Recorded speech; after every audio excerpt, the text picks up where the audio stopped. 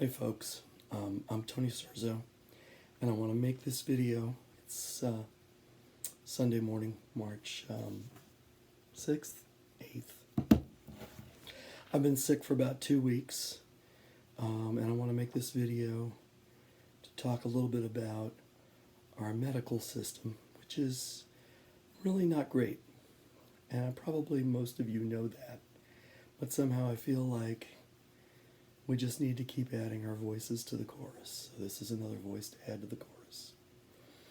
So my symptoms have mostly been cold and flu-like symptoms. Sore throat, not a runny nose, but a lot of congestion, terrible cough, wheezing, some difficulty breathing. And I had a fever this week of 101. And so I called the COVID-19 hotline for King County.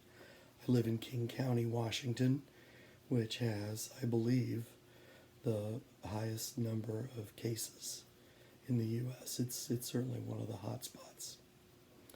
So, lady I talked to on the phone was very nice.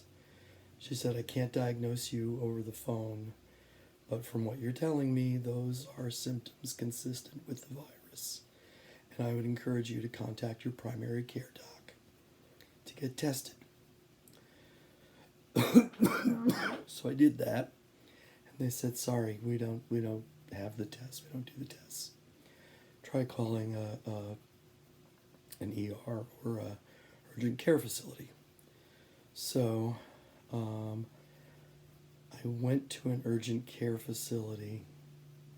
I'm getting a little confused. Sorry, I'm a little foggy for this. Anyway, I had gone to see my doctor on Monday, which is almost a week ago, and I wasn't nearly as sick as I am now, but I had already been sick a week.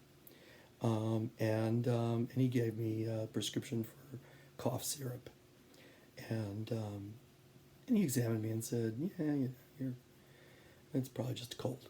So anyway, so that was Monday. Wednesday, I ended up in an urgent care clinic where the doctor, I'm not going to say too much about her. She stunk. She said, without taking any tests and doing a cursory examination, she said, well, your cold has obviously turned into the flu, and there's really nothing I can do for you. And she sent me home, without a prescription. And then after that, I started calling around for, that was Thursday morning. So Thursday morning, I thought, this is BS. I should not be this sick. Keep in mind, those previous couple of days, I had been sleeping around the clock. I really was so weak, I could barely move. And so I started calling, and that's when I talked to the health official. I should have made some notes for myself so I could, but anyway, we'll just keep going. And so she encouraged me to call so after I'd made a couple of calls, I called the ER at Valley Medical Hospital. They said, we do have the test kits. I said, good, I will be there as soon as I can get there. So I got there Thursday afternoon about 3, and I was there for 4 hours. It took about an hour just to get in, just to get a bed. And then it took a while for the doctor to come see me. My wife was not allowed to be with me, so I was alone in the room. So, obviously they were taking these things seriously. The doctor came in, and I'm not kidding you, in a hazmat suit, in a beekeeper outfit. And I laughed. I was like, well, this is new. And I was, by the way, I was given a mask the moment I walked in the building, and and basically sequestered, which is fine, which is what I expected. The doctor told me he could not give me the coronavirus test because they're very limited supply, and he can only give them. He said I wasn't sick enough, which this is about the sickest I've ever been. So I don't know how sick you have to be to get tested, but it seems like you have to be pretty close to dead anyway. But whatever. So he took it seriously, and I was there for 4 hours. He did all kinds of tests.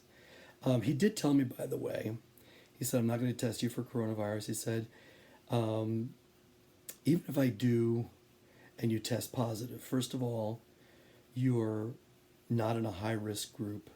It probably would not be fatal for you if you're tested. And secondly, even if you're positive, we don't have any treatment for it.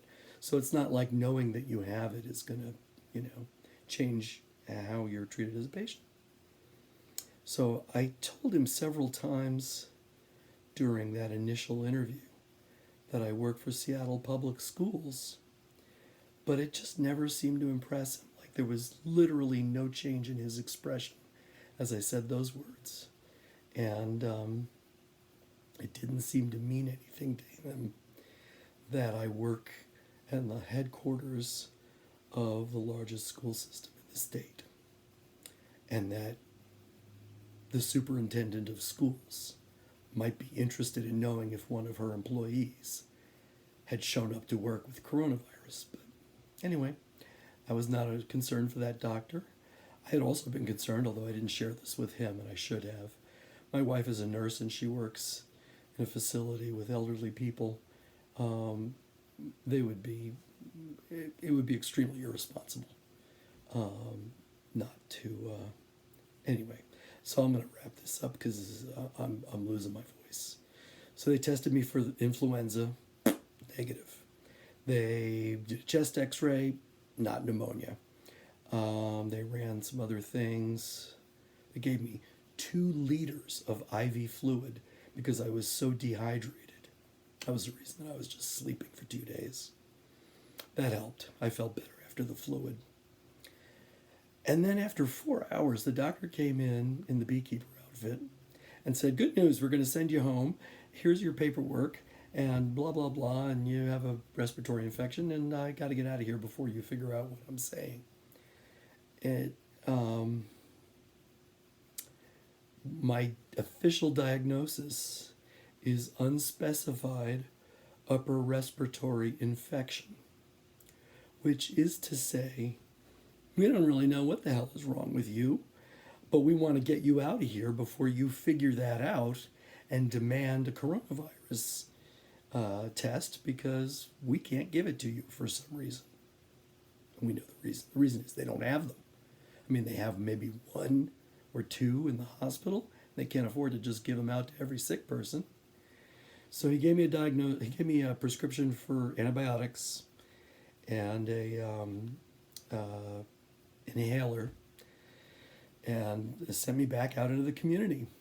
And that was Thursday. Today's Sunday. I've been on antibiotics now 4 days because they gave me one on Thursday, and I've had one Thursday, Friday, Saturday, Sunday. So today, this morning, I had the 4th dose. It's a 6-day course.